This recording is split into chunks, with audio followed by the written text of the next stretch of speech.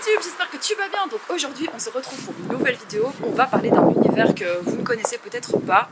J'ai nommé les Lolitas. Là je vais vous présenter Alice, c'est une jeune Lolita de 23 ans et c'est parti du coup.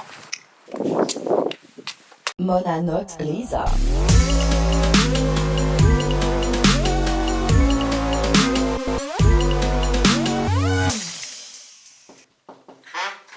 Coucou, bienvenue dans ma chambre, rentrez. Allez, c'est parti.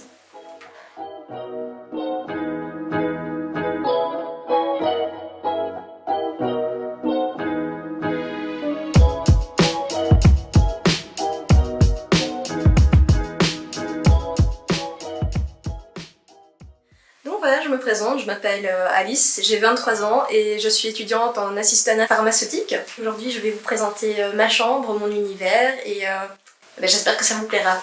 Voilà.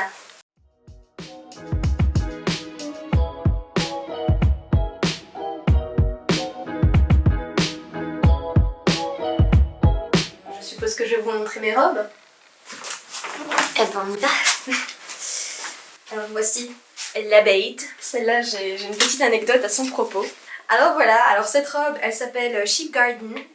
C'est une robe suite Lolita qui vient de Angelique Pretty, qui est sortie en 2011, il me semble. En fait, j'ai une petite anecdote à propos de cette robe qui me fait toujours bien rire. C'était un jour d'été, il y a 2 ans, je rentrais chez moi, prenant mes clics et mes claques, et vois-t-il donc pas que 2 jeunes hommes décident de croiser ma route et de dire « Eh ben bergère, ils sont où tes moutons ?» Et c'est alors que je rétorque « Eh ben, ici !»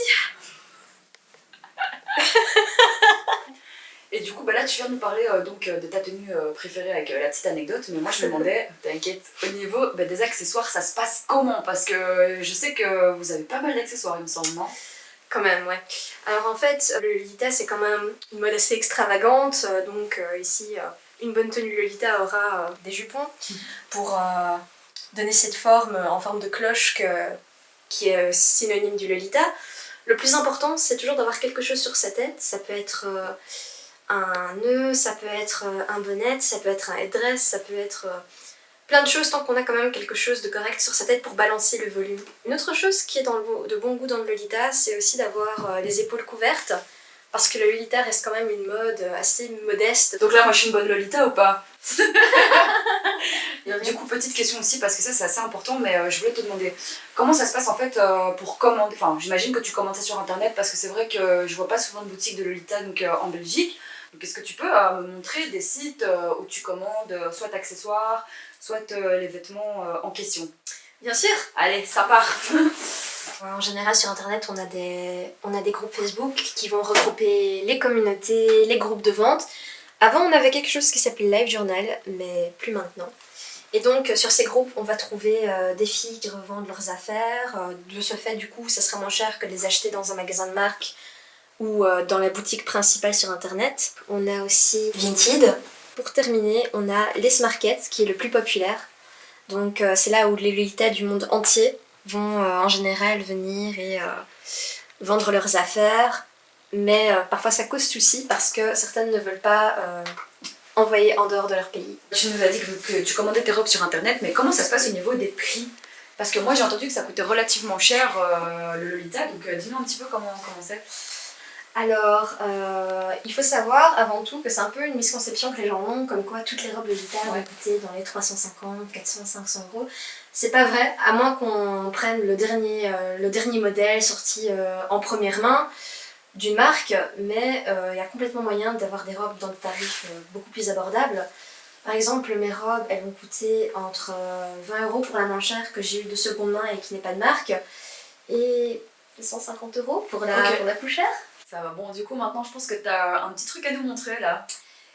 Allez, ça fait 2 semaines que j'attends ce paquet. C'est parti. Alors en fait ce colis, il venait d'une vendeuse sur Les Market qui ne voulait pas livrer en dehors des États-Unis d'Amérique, mais j'ai une très gentille amie, Angélique, qui a bien voulu le réceptionner pour moi. Merci Angélique. Et donc voilà, je vais l'ouvrir.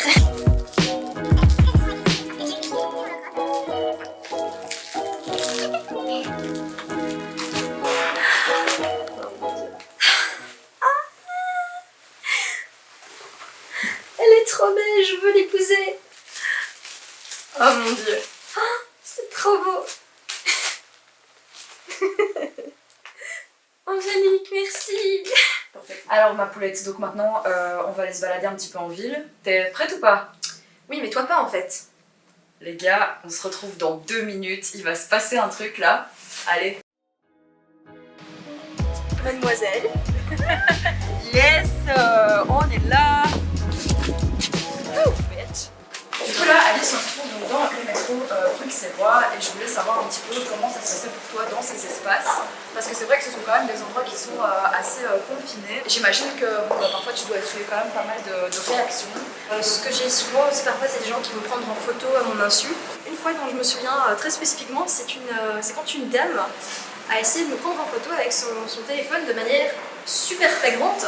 Elle avait son téléphone comme ça, elle faisait semblant d'envoyer un message.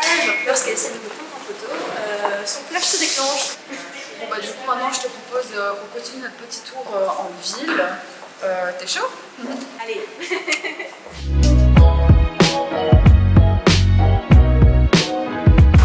Ne fraudons pas. Chic. Merci. C'est gentil. C'est la vérité. Écoutez, on essaye hein. Oui, t'as bien réussi. Merci madame. Donc là, ce qu'on s'apprête à faire, c'est de partir sur la place de la Monnaie avec Alice. Du coup, là, je suis avec Alexandre. Donc Alexandre, est-ce que ça va? Ça va, ça va. Alors, j'ai vu que tu regardais un petit peu le style. Qu'est-ce que tu penses, toi, de ce genre de style, en fait? Je suis partie au Japon il y a 2 ans, il y avait énormément à Harajuku, à Tokyo, de filles qui étaient habillées comme ça. Moi je trouve que en soi, si les gens ont envie de s'habiller comme ça, qu'ils le font. C'est pas du tout le genre de vêtements que moi je porterais personnellement. Et surtout je trouve que c'est très inhabituel de voir ça dans les pays comme en Belgique.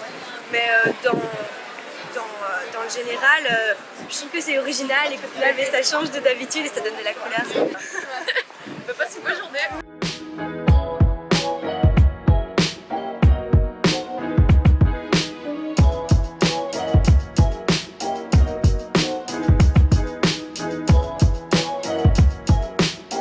Ok, donc là on se trouve dans le supermarché asiatique. Donc, je suis avec Alice et c'est ici qu'elle vient souvent faire ses courses. Donc là tu vas m'initier à des petits produits. Donc là du coup Alice, regarde un peu, ça c'est des mochis, c'est ça hein, C'est des mochis et c'est super bon, franchement, moi je trouve. Ok, et alors ça se mange comment un mochi? Déjà tu fous un peu de farine partout parce que c'est assez gélatineux. J'ai trouvé ce petit machin là, qu'est-ce que t'en penses de ça? C'est bon ou pas? Ah, les Poki, c'est assez iconique au Japon et partout et toute l'équipe du Japon mange d'ailleurs, tu vois. Mais... Toute l'équipe du Japon mange, donc c'est assez bon. on va tester ça alors. Je te conseille ceux qui sont à la Red Bean parce que c'est les plus sucrés. On est vraiment dans le rose hein. Regarde. Ah ça. Ok, bah on part là-dessus. Donc du coup là je m'apprête à goûter ça meuf. Déjà le packaging il est assez marrant genre. C'est un peu comme ça. Hop. Et tu l'ouvres et tu manges qu'à l'intérieur. C'est des petites portions. C'est bien. Donc attends, montre un peu la couleur.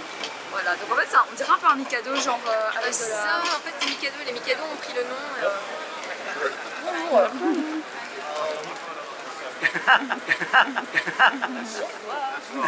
Tu voulais un Mikado? Après on s'apprête à goûter les mochis. J'ouvre ça comme une clinge. Voilà. Oula. Donc ça se présente un petit peu comme ça. Voilà. C'est assez joli, j'aime bien. Et tu en sors un. J'en sors un. Comme je t'ai dit, la texture est assez chelou. Je suis vraiment... Oh waouh. Putain les gars, c'est super mou en fait. C'est tout gélatineux, c'est Ouais, tout... c'est... Ok. C'est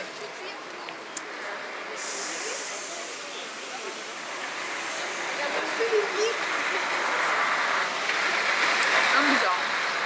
C'est chelou mais c'est bon. Est-ce que t'es chaude qu'on aille manger genre un petit cupcake ou quoi? Non, moi je veux un burger.